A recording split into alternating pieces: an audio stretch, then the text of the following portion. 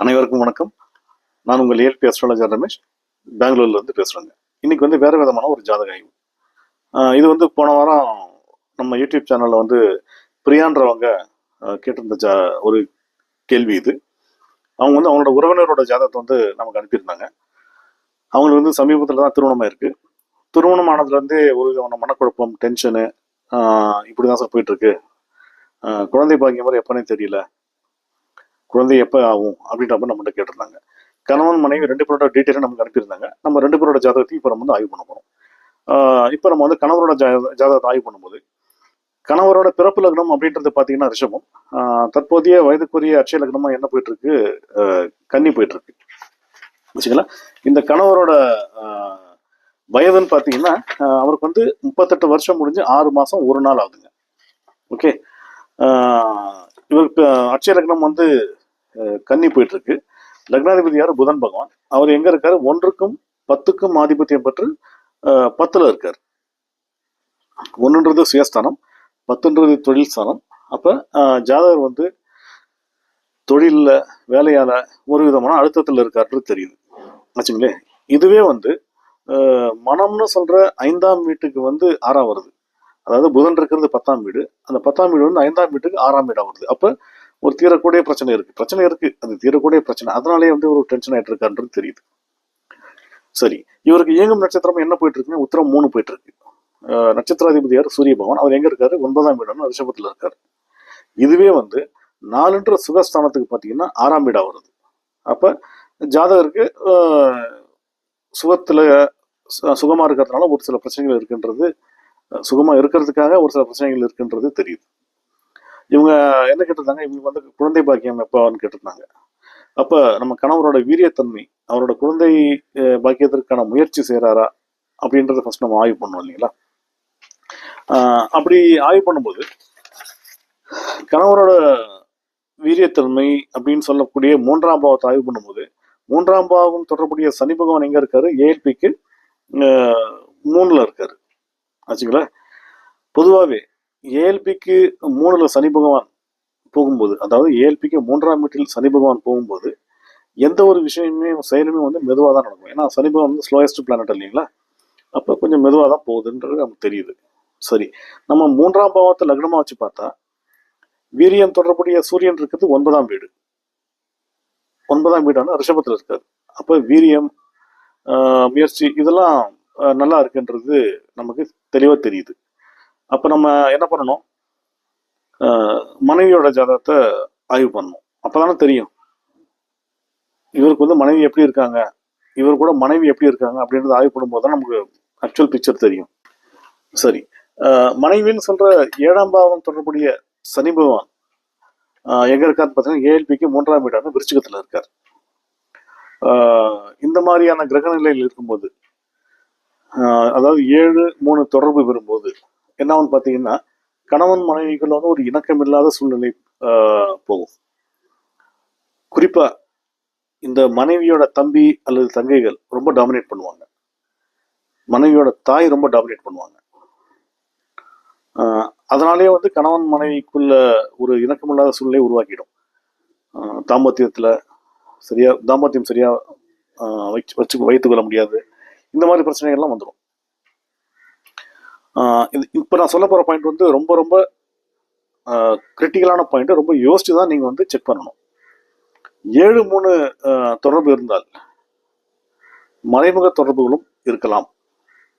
அதனால டைரக்டா எடுத்துக்கூடாது, இது வந்து இல்லீகல் அஃபேர் இருக்கு, மறைமுக தொடர்பு இருக்கு மனைவிக்கு அப்படின்னு எடுத்துக்கூடாது. இருக்கலாம்.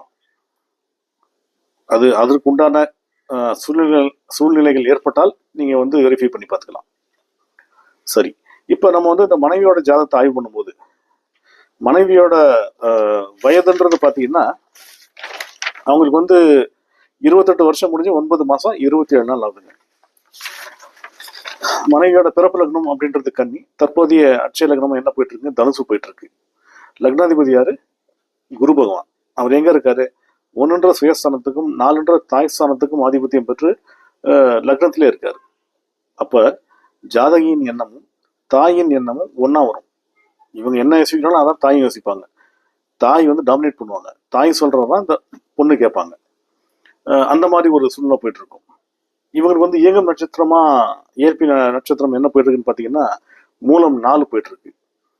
நட்சத்திராதிபதி யாரு? கேது பகவான். அவர் எங்க இருக்காரு? 4ல இருக்காரு. கேது இருக்கும் 4ஆம் வீடு ஆச்சுங்களா, கன்னி, சாரி மீனம். கேது இருக்கும் 4ஆம் வீடு வந்து 7ஆம் வீட்டுக்கு 10ஆம் வீடா வரும். அப்ப ஜாதகிக்கு சுகத்தல வந்து தடங்களை ஏற்படுத்துவாரு. கணவருடன் ஏற்படக்கூடிய சுகத்திற்கு வந்து தடை உண்டாக்குவாரு. அதனால வந்து ஒரு விதமான அழுத்தம் ஏற்படும். இந்த மாதிரிலாம் நிகழ்வுகள் ஏற்படும்.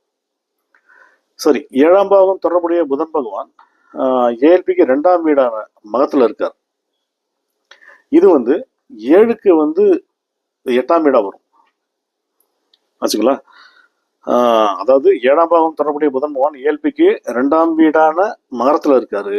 இது வந்து 7ஆம் வீட்டுக்கு வந்து, அதாவது மிதுனத்துக்கு வந்து 8ஆம் வீடா வரும். அப்ப என்னன்னு பாத்தீங்கன்னா, ஒண்ணு இவங்க வந்து கணவரை பிரிஞ்சிருக்கணும், இல்ல கணவரை விட்டு மறைந்து வாழணும், இல்ல எக்ஸ்ட்ரீம் கண்டிஷன் பாத்தீங்கன்னா ஒண்ணு விவாகரத்துக்கு அப்ளை பண்ணிருக்கணும், இல்ல விவாகரத்து செய்யக்கூடிய மனநிலை சூழ்நிலையில இருக்கணும். இதுல ஏதோ ஒண்ணு கண்டிப்பா இருக்கும். சரி, ஏன் இப்படி இருக்காங்க அப்படின்னு இந்த மனைவியோட மனசை நம்ம வந்து ஆய்வு பண்ணும்போது, 5ஆம் பாவம் தொடர்புடைய கேது பகவான் எங்க இருக்காரு? ஏஎல்பிக்கு 4ஆம் வீடான மீனத்துல இருக்காரு. இது வந்து 5ன்னு சொல்ற மனதம் என்ற பாவகத்துக்கு 12ஆ வருது. அதாவது 5ஆம் வீட்டுக்கு 12ஆ வரும்.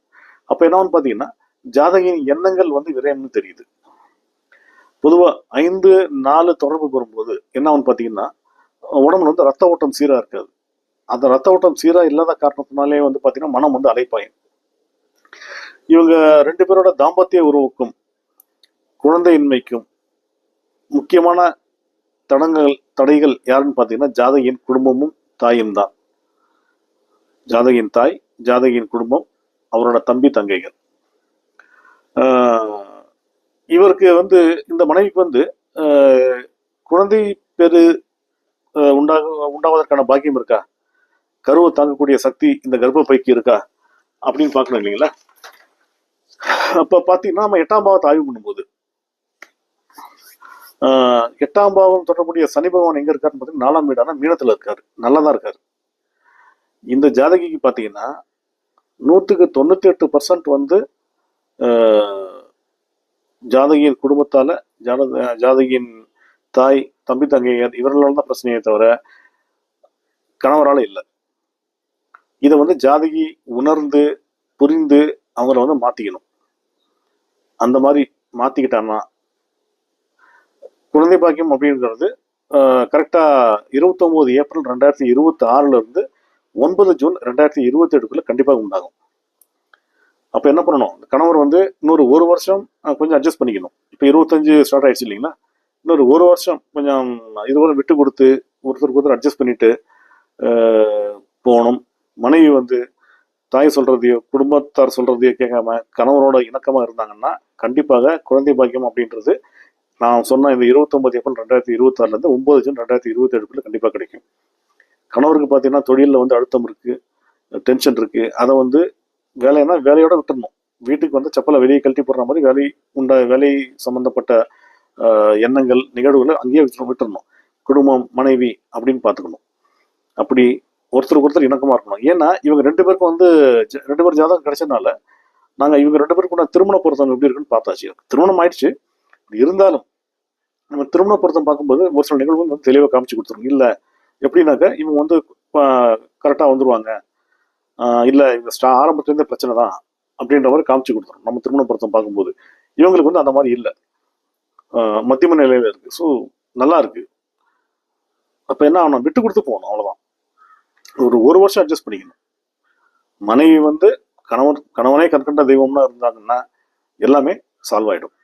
கணவரும் வந்து அட்ஜஸ்ட் பண்ணிக்கணும், டென்ஷன் ஆகக்கூடாது, வேலைன்னா வேலை அதில் விட்டுடணும். இந்த மாதிரி இருந்தாங்கன்னா கண்டிப்பாக குழந்தை பாக்கியம் உண்டு, மனக்குழப்பம் இதெல்லாம் தேவையில்லாத பிரச்சனைகள் இதெல்லாம் ஏற்படாது அப்படின்றது இந்த ஜாதகம் சுட்டி காமிக்குது.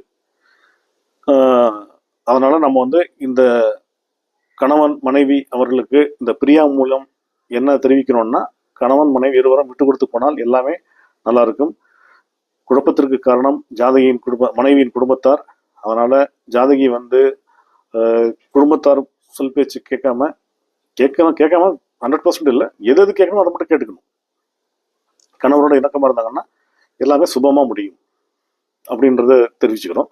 இப்படிப்பட்ட அற்புதமான அட்சயலக்ன பத்ததி என்னும் தெய்வீகமான ஜோதிட முறையை உருவாக்கிய எனதரமை குருநாதர் திரு பொதுவுடை மூர்த்தி அவர்களுக்கும் என கற்பித்த அனைத்து ஆசான்களுக்கும், இறைவனுக்கும், பிரபஞ்சத்திற்கும், என் குலதெய்வத்திற்கும் வணக்கம். அட்சயலக்ன பத்ததி ஜோதிட முறையில் எல்லா கேள்விகளுக்கும் உண்டான பதில் காரண காரியத்தோட துல்லியமாக கால அளவுகளோட தெரியும்ன்றது இதன் மூலமா தெரிவித்துக் கொள்கிறோம். மீண்டும் வேற ஒரு ஜாதக ஆய்வில் சந்திப்போம். வணக்கம். வாழ்க வளமுடன்.